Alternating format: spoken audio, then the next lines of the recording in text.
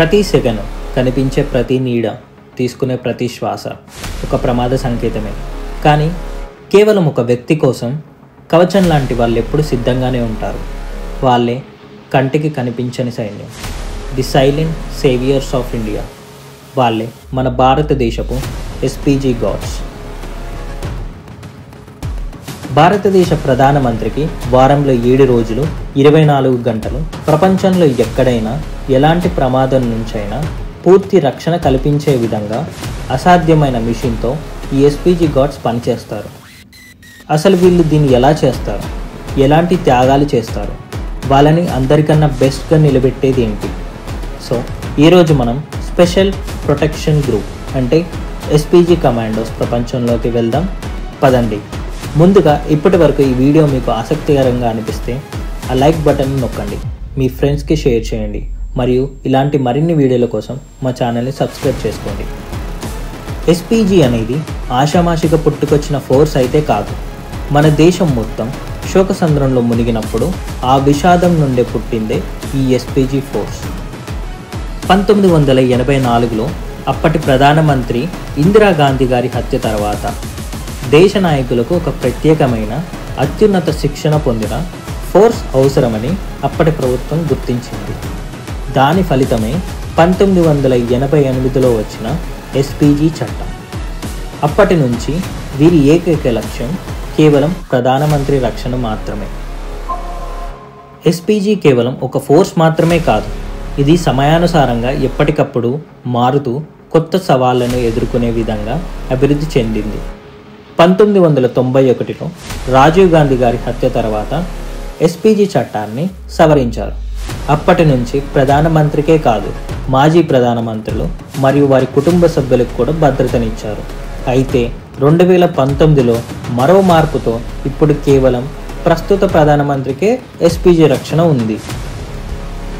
ఈ SPG ఫోర్స్లో select అవ్వాలి అంటే ముందుగా బీఎస్ఎఫ్, సిఆర్పిఎఫ్, ఐటీబీపీ, సిఏఎస్ఎఫ్ వంటి భారతదేశంలోని అత్యుత్తమ ఫోర్స్ నుండి అత్యంత సమర్థుల్ని మాత్రమే ఎంపిక చేస్తారు.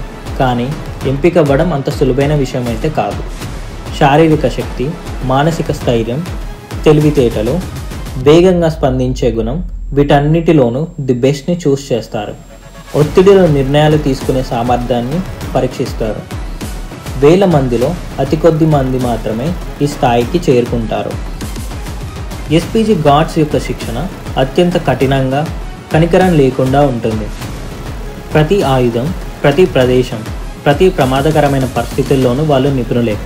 అర్బన్ వార్ఫేర్ నుండి అడవుల్లో బ్రతకడం వరకు, దౌత్యపరమైన రక్షణ నుండి బందీల విడుదల వరకు ఊహించని దేనికైనా వాళ్ళు సిద్ధంగానే ఉంటారు. ఎస్పీజీ శిక్షణలో జీరో ఎర్రర్ టాలరెన్స్ అనే పదం వాళ్ళకొక మంత్రం లాంటిది. ఒక చిన్న తప్పు కూడా అనుమతించబడదు.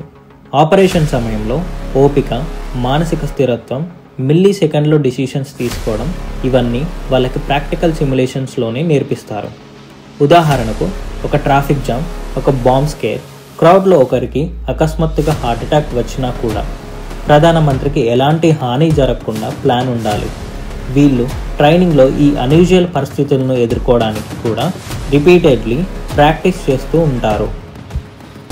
ఎస్పీజీ కమాండోలు కేవలం శారీర బలంపై ఆధారపడరు.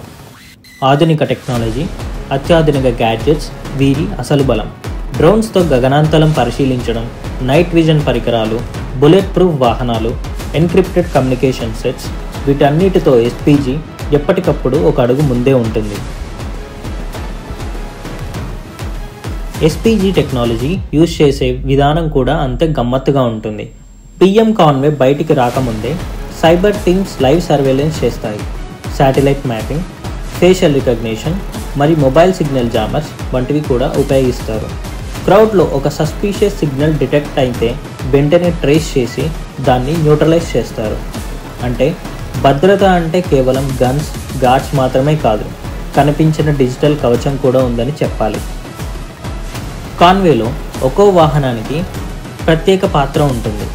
పైలట్ కార్ ముందే రోడ్డుని క్లియర్ చేస్తుంది. జామర్ వెహికల్స్ మొబైల్ సిగ్నల్స్ని బ్లాక్ చేస్తాయి. అంబులెన్స్ ఎప్పుడు కాన్వేలో ఒక ప్రత్యేక భాగమే, ఏదైనా జరిగితే వెంటనే స్పందించడానికి. అండ్ బ్యాకప్ కార్స్లో కూడా ఫుల్లీ ఆర్మర్డ్ కమాండోస్ ఉంటారు. అంటే కాన్వే అనేది ఒక చిన్న మూవింగ్ సిటీ లాంటిది. సో ఇందులో ప్రొటెక్షన్, మెడికల్ మరియు అటాక్ రెస్పాన్స్ అన్నీ కలిసి ఉంటుంది. వీళ్ళ పని ప్రధాని బయటకి అడుగు పెట్టకముందే మొదలవుతుంది. వారాలు, కొన్నిసార్లు నెలలు తరబడి ప్లాన్స్ వేస్తూ ఉంటారు. ప్రతి మార్గాన్ని, ప్రతి వేదికను, ప్రతి వ్యక్తిని క్షుణ్ణంగా పరిశీలిస్తారు. దీనినే అడ్వాన్స్ సెక్యూరిటీ లైజాన్ ASL అని అంటారు. ప్రధాని చుట్టూ 3 అంచెల భద్రతా వలయం ఉంటుంది. లోపల వలయంలో SPG కమాండోలు ఉంటారు. వీరే మానవ కవచం. వీరి uniform, weapons like F1 P90, black pistol, communication sets ప్రతిదీ వారిని ప్రత్యేకంగా నిలుపుతుంది. వారి చెవిలో ఉండే ఆ ఇయర్ పీస్ ప్రపంచంతో వారిని కనెక్ట్ చేస్తుంది. SPG కమాండోలకు సాధారణ జీవితం ఉండదు. వాళ్ళెప్పుడు షాడోలోనే ఉంటారు. వారి పేరు బయటికి రాకూడదు. వాళ్ళ త్యాగాలు బయటికి రాకూడదు. పండగలు, కుటుంబ వేడుకలను అన్ని వదులుకొని వారి జీవితం కేవలం ఒక లక్ష్యం కోసం, ప్రధానమంత్రి భద్రత కోసమే కేటాయించబడుతుంది. SPG యూనిఫామ్ వెనక ఒక తండ్రి, ఒక కొడుకు, ఒక అన్న, ఒక స్నేహితుడు ఉంటాడు. కానీ తన వ్యక్తిగత జీవితాన్ని పక్కన పెట్టి దేశ సేవను ముందుంచే వ్యక్తిత్వం SPG కమాండోల్లోనే కనిపిస్తుంది.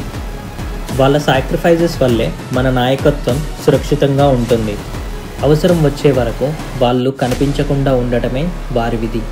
కానీ అవసరం వచ్చినప్పుడు వారి స్పందన తక్షణం, నిర్ణయాత్మకంగా ఉంటుంది.